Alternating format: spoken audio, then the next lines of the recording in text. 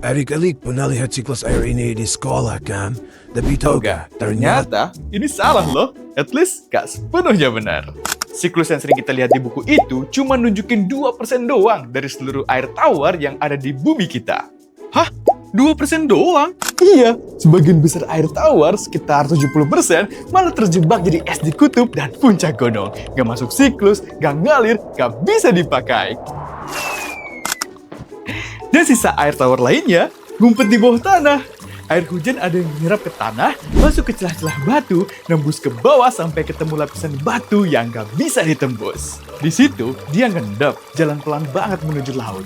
Bisa makan waktu ratusan sampai ribuan tahun buat satu tetes air nyampe tujuan. Dan itu baru lapisan atas. Ada sebagian kecil yang nyusup makin dalam, sampai ke kerak bumi, terjebak di sela-sela batu keras, dan bisa butuh 10.000 tahun lebih buat bergerak. Sebagian air bahkan ikut gerakan lempeng bumi, terbawa ke dalam mantel bumi, menghilang ke kedalaman. Lalu suatu hari, keluar lagi dalam bentuk uap dari letusan gunung berapi jutaan tahun kemudian. Tapi sekarang, semua proses lambat itu dipotong oleh manusia.